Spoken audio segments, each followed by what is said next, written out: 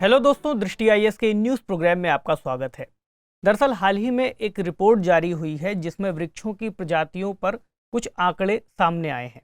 यह जो रिपोर्ट है यह बताती है कि जो वृक्षों से संबंधित प्रजातियां हैं वे भी विलुप्त होने के कगार पर कई सारी प्रजातियां पहुंच रही हैं और उनमें से भी कई प्रजातियां संकटग्रस्त होती जा रही हैं। तो आज का जो हमारा डिस्कशन है वह इसी पर बेस्ड रहेगा और जो हमारा टॉपिक है वह है अब पेड़ों की प्रजातियों पर विलुप्ति का संकट। लेकिन इस रिपोर्ट को हम आगे समझें इससे पहले आपके लिए एक जरूरी सूचना है।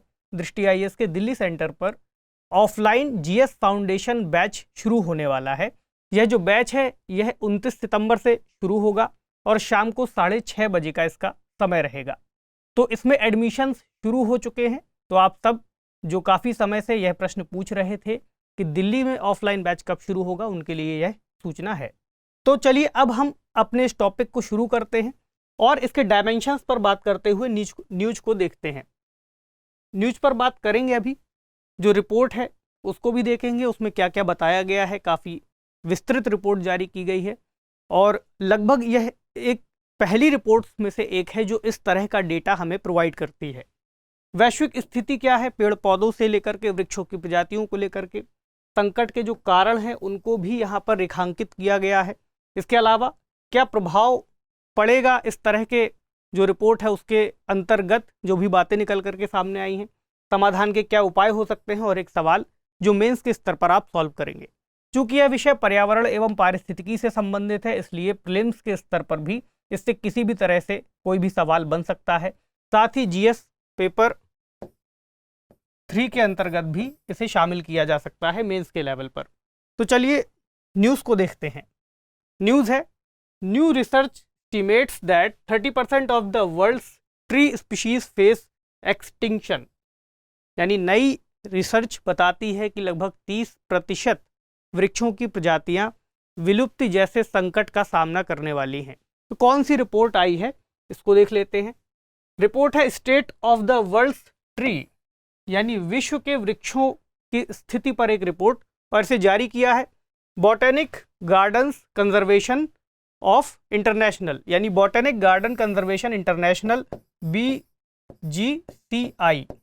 यह यूके की एक संस्था है जो बॉटनिकल गार्डन्स की चेन या फिर उनके लिए काम करती है। बॉटनिकल गार्डन्स जितने भी कई शहरों में बनाए जाते हैं, आपने भी देखा होगा, कई शहरों में जो वनस्पति उद्यान बनाए जाते हैं उनसे संबंधित यह एक संस्था कार्य करती है। तो इसमें कई सारे सदस्यों को जोड़ना, रिसर्च करना, कौन से पौधे किस तरह से अभी क्या स्थिति है उनकी गार्डन्स में, उनको संरक्षित करना और इस तरह के कार्य यह करती है। 1987 में इसका गठन किया गया था। तो इस फैक्ट को आप याद रख सकते हैं। तो अब हम रिपोर्ट की बात कर लेते हैं कि क्या क्या प्रमुख बातें इसमें निकल करके सामने आई हैं। सबसे पहली बात तो यह कि लगभग 5 वर्षों का अध्ययन इस रिपोर्ट में शामिल किया गया है और जैसा हमने पहले भी बात की कि यह उन प्रमुख चुनिंदा रिपोर्ट्स में से एक है जो बॉटनिकल यानी कि वनस्पतियों से संबंधित एक जानकारी, एक बड़ा आंकड़ा हमें या रिसर्चर्स को, अध्ययनकर्ताओं को प्रदान करती है। इसमें विश्व की लगभग 60,000 वृक्ष प्रजातियों पर सर्वे किया गया है। विश्व में 60,000 प्रजातियों पर इन्होंने सर्वे करके यह जाना कि कौन सी प्रजाति की क्या स्थिति इस वक्त बनी हुई है। इन्होंने कहा कि लगभग 30% यानी 17,500 वृक्ष प्रजातियों के विलुप्त होने का खतरा है और यह जो खतरा है यह संकटग्रस्त जो अन्य प्रजातियां हैं जीव जंतुओं की, स्तनधारियों की, पक्षी, उभयचर, सरीसृप, इनकी तुलना में लगभग 2 गुना है, यानी 2 गुना संख्या उनकी ज़्यादा है जो वृक्ष संकटग्रस्त हैं या विलुप्त होने की कगार पर हैं। तो एक बड़ा मामला यहाँ पर सामने बनता हुआ दिख रहा है। कई सारे द्वीप हैं, कई सारे देश हैं, यानी द्वीपीय देश भी हैं, सामान्य बड़े भूभाग वाले देश भी हैं जहाँ पर कई सारी वृक्षों की प्रजातियाँ मौजूद हैं। जो द्वीपीय देश है उसमें कुछ प्रमुख देशों का यहाँ पर जिक्र किया गया है, जैसे सेंट हेलेना आइलैंड, मेडागास्कर और मॉरिशस। इन द्वीपों में जो वृक्षों की प्रजातियां हैं उनका अनुपात सबसे ज़्यादा है। जैसे सेंट हेलेना में 69%, मेडागास्कर में 59% और मॉरिशस में 57% तक गिरावट देखने को मिलने वाली है, या फिर इतनी प्रतिशत प्रजातियां विलुप्ति की कगार पर पहुंच रही हैं। 440 से अधिक जो प्रजातियां हैं वे विलुप्त होने के एकदम नज़दीक हैं। यानी ये जो 440 प्रजातियों की पहचान की गई है इनमें एकदम किनारे पर मौजूद हैं कि बहुत ही कम पेड़ इनके बचे हैं, यानी जंगलों में इनके लगभग 50 से भी कम पेड़ बाकी हैं। और ये कई सारे देशों में अलग अलग तरह से मौजूद हैं। कई सारे देशों में बहुत सारी प्रजातियां ऐसी हैं जो वहाँ की स्थानीय हैं या फिर देशज प्रजातियां हैं जो कहीं और नहीं मिलती। अगर उन पर संकट बना हुआ है तो वे प्रजातियां अगर एक बार विलुप्त हो गई तो उनको वापस से प्राप्त करना बहुत ही कठिन कार्य होगा।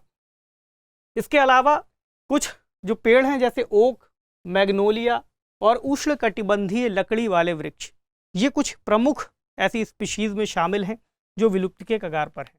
इस रिपोर्ट में भारत का भी जिक्र किया गया है, भारत की भी कुछ बातों को स्पष्ट किया है। जैसे भारत की 2603 वृक्ष प्रजातियों में से लगभग 469 यानी 18%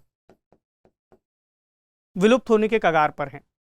उन्होंने भारत की कुछ स्थानीय प्रजातियां भी बताई हैं, जैसे 650 प्रजातियां भारत में स्थानिक हैं, यानी भारत में ही पाई जाती हैं, कहीं और नहीं मिलती। ये विलुप्ति वाली से अलग हो सकती हैं, उसमें शामिल भी हो सकती हैं। तो स्थानीय प्रजातियों का अलग से उन्होंने विवरण दिया है। अब एक क्षेत्र है इंडो मलय जो एशिया का ही हिस्सा है, उसमें लगभग 1/3 वृक्षों का डेटा उपलब्ध नहीं है, क्योंकि उस 1/3 वृक्षों का उनके ऊपर शोध नहीं की जा सकी है। विश्व के अन्य क्षेत्र जैसे यूरोप है या फिर दक्षिणी अमेरिका, उत्तरी अमेरिका, इन सारे क्षेत्रों पर प्रमुख फोकस रखते हुए शोध की गई थी, या फिर यह क्षेत्र इनसे छूट गया है। रिपोर्ट में ऐसा हमें देखने को मिलता है। भारत के अगर हम संवैधानिक प्रावधानों की कुछ हल्का सा जिक्र करें ताकि एक समझ हम इसके तहत जोड़ करके इस टॉपिक को देख सकें, तो भारत के जो प्रावधान हैं उसमें सबसे पहला तो यह है कि भारत में वनों की स्थिति, यानी किसे वन कहा जाएगा, वह स्पष्ट रूप से परिभाषित नहीं है। इसके अलावा जो भारत का संविधान है, भारत के संविधान के अंतर्गत समवर्ती सूची में इसको शामिल किया गया है, वन और वन्य जीवों और पक्षियों का संरक्षण। ठीक, तो पहले राज्य सूची में था, राज्य सूची से हटा करके इसको समवर्ती सूची में कर दिया गया 42वें संविधान संशोधन के जरिए। तो यह एक फैक्ट है, याद रखिएगा। इसके बाद जो अनुच्छेद 48A है, यानी राज्य की नीति के निर्देशक तत्वों के अंतर्गत, निर्देशक तत्व भी कहते हैं, तो इसमें बताया गया है कि पर्यावरण, वन और इस तरह के जो भी संसाधन हमारे पास मौजूद हैं, राज्य प्रयास करेगा कि उनका संरक्षण किया जाए। इसी तरह जो मौलिक कर्तव्यों का भाग है अनुच्छेद 51A, उसका अनुच्छेद 51A के अंतर्गत जो जी क्लॉज है, जी क्लॉज भी कुछ इसी तरह की बात करता है, यानी नागरिकों से यह अपेक्षा करता है कि वे मौलिक कर्तव्यों के अंतर्गत पर्यावरण के जो भी घटक हैं, वन है, झील है, नदियां हैं, उनका संरक्षण करने का प्रयास करें। तो ये वे प्रावधान हैं जो भारत के स्तर पर संवैधानिक और कानूनी रूप इस संरक्षण के प्रयासों को देते हैं। अब हम उन देशों की एक बार सूची देखें वैश्विक स्तर पर जो बड़े देश हैं और बहुत ज़्यादा वृक्षों को शामिल करते हैं। तो इसमें टॉप 6 बायोडाइवर्स कंट्रीज़ की सूची दी गई है, जिसमें ब्राज़ील नंबर 1 पर, Colombia, Indonesia, Malaysia, Venezuela, Bolivian republic और चाइना, ये कुछ प्रमुख देश है जहां पर वृक्षों की प्रजातियां मौजूद हैं। इसमें सबसे बड़ा हिस्सा जहां पर पाया जाता है वह है ब्राज़ील, और लगभग इसी क्रम में आप इनको देख सकते हैं। तो ब्राज़ील में 8,847 प्रजातियां मौजूद है, जिसमें से कि लगभग 20% प्रजातियां संकटग्रस्त हैं।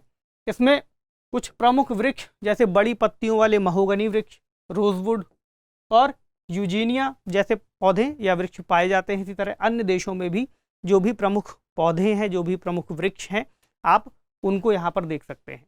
अब हम बात करें कि संकट के कारण क्या हैं, क्या क्या वजहें हैं। तो इसमें जो सबसे बड़ी वजह है वह है कृषि के लिए भूमि का उपयोग किया जाना। कृषि भूमि के लिए पेड़ों की बहुत ज़्यादा स्तर पर कटाई करना, इसका प्रतिशत लगभग 29% है। इस खतरे वाली स्थिति को लेकर के बात कर रहे हैं कि कृषि के तहत भूमि को साफ करने की जो व्यवस्था है वह 29% इन प्रजातियों पर खतरा उत्पन्न करती है। दूसरा है लॉगिंग फॉर टिम्बर, यानी लकड़ी की कटाई, व्यावसायिक रूप से लकड़ी को निकालने के लिए, प्राप्त करने के लिए वृक्षों को काटा जाना। अगला है लाइव स्टॉक फार्मिंग, यानी पशुपालन जैसी स्थितियां, उसके लिए पशुओं की जो चराई भूमि है, यानी जिसमें वे घास वगैरह चरते हैं, उसको साफ करने के लिए भी वृक्षों की कटाई होती है। अर्बनाइजेशन यानी शहरीकरण बढ़ता हुआ, उसकी वजह से पेड़ों का काटा जाना। इसके अलावा आग लगने की भी घटनाएं यहाँ पर इनका प्रतिशत दिया हुआ है।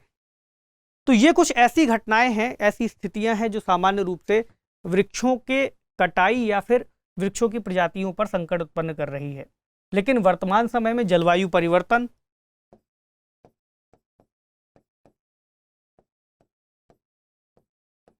और इसके अंतर्गत होने वाली चरम मौसमी घटनाएं, समुद्रों के स्तर का बढ़ना, तापमान का बढ़ना, ये सभी चीजें भी पौधे, जो भी वृक्ष हैं, पौधे हैं, उनकी प्रजातियों के विलुप्ति का एक बड़ा कारण बनते जा रहे हैं आज के समय में। तो इस रिपोर्ट में इस बात को भी हाईलाइट किया गया है। अब हम बात करें कि जैसे यहाँ पर आप कुछ इमेजेस में देख सकते हैं कि बहुत सारे स्तर पर, बहुत बड़े लेवल पर यहाँ पर लकड़ियों की कटाई है। ये मेडागास्कर का एक दृश्य है। इसी तरह रोजवुड की लकड़ियाँ और अन्य भी लकड़ियाँ जो भी हैं, उनकी कटाई किस बड़े स्तर पर जो भी की जाती है, तो ये वृक्षों के लिए एक बड़ा संकट उत्पन्न करती है। इसका प्रभाव क्या होगा? तो इसका एक सबसे बड़ा प्रभाव हमारे पारिस्थितिकी तंत्र पर हमें देखने को मिलेगा। ये एक बहुत ही विपरीत परिस्थिति बनती जाएगी यदि इस तरह से बहुत सारी प्रजातियां विलुप्त हो गई आज के समय में। दुनिया के लगभग 50% स्थलीय कार्बन का भंडारण वृक्षों के जरिए होता है। जो भी कार्बन उत्सर्जन हम करते हैं, हमने इसके पहले आईपीसीसी की रिपोर्ट, ऑक्सफेम की रिपोर्ट, कई सारी रिपोर्ट्स को देखा। उस रिपोर्ट्स में बताया गया है कि जो कार्बन का सिंक करते हैं, यानी कार्बन का अवशोषण करते हैं, वो एक बड़े पैमाने पर वृक्षों की स्थिति है। ऐसे में वृक्षों का काटा जाना एक बहुत बड़ी चुनौती है। साथ ही वृक्षों का काटने से बहुत सारी ऐसी प्रजातियां होती हैं जो कुछ ही बची होती हैं, और क्योंकि जो काट रहा है उसको यह नहीं पता कि कौन सी प्रजाति को उसने यहाँ पर नुकसान पहुंचाया। तो ऐसी प्रजाति को जब नुकसान पहुंचता है जिसके बहुत ही कम पेड़ बचे थे, तो वह अब उसके बाद से हम प्राप्त नहीं कर सकते और वह प्रजाति विलुप्त हो जाएगी। अगला, चरम मौसमी दशाओं में, जो भी चरम मौसम की से संबंधित दशाएं हैं, जैसे चक्रवात है, सुनामी है, उसको लेकर के बफर जोन का काम करते हैं। जैसे ही बड़ी तूफान या समुद्री स्तर पर जाकर के हवाएं आती हैं, तो उन्हें वृक्षों का सबसे पहले सामना करना पड़ता है। ऐसे में एक बफर जोन हमारे पास से चला जाएगा, और जो भी बढ़ता हुआ सी लेवल है, वह भी एक बहुत ज़्यादा स्तर पर नुकसान हमें पहुंचा सकता है पेड़ों के ना होने से। पक्षी, स्तनधारी, उभयचर, सरीसृप और भी जो प्रजातियां हैं, कीड़े हैं, सूक्ष्म जीव हैं, तो ये सब प्रजातियों की कई सारी, मतलब इनके लिए आवास और भोजन की उपलब्धता भी वृक्षों के जरिए ही मिलती है। एक खास बात यह भी है कि अगर जो प्रजाति वृक्षों पर निर्भर है, यदि एक वृक्ष, एक खास तरह का वृक्ष वहां से विलुप्त हो गया, तो इसका सीधा प्रभाव उस प्रजाति पर पड़ेगा।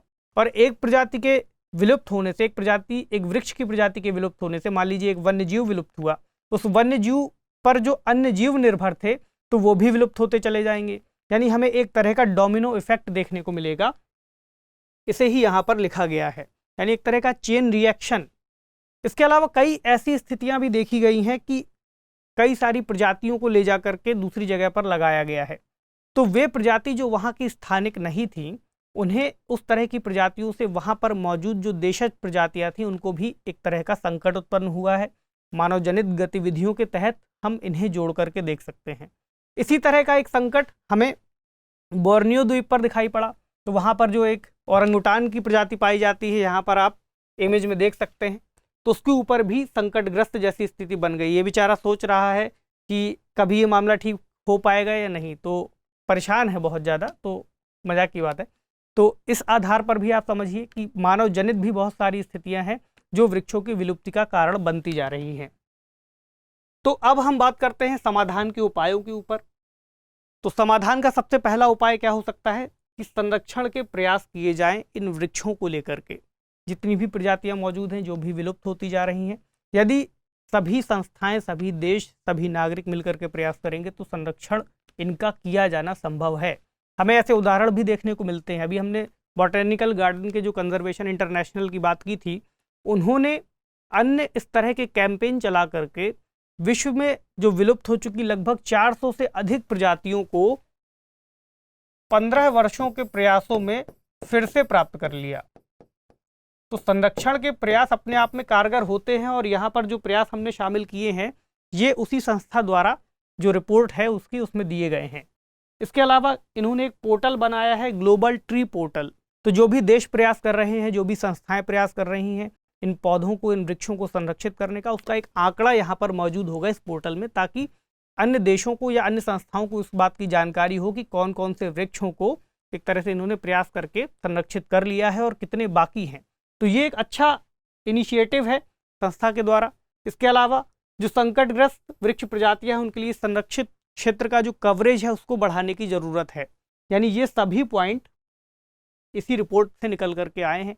इनको अपनाए जाने से जो भी प्रयास किए जाएंगे तो उसका एक लाभ मिलेगा। अगला, विश्व स्तर पर संकटग्रस्त वृक्ष प्रजातियों और वनस्पति उद्यानों बीज बैंकों में इन वृक्षों के बीजों को संग्रहित किया जाए, यानी सीड बैंक्स बनाए जाते हैं।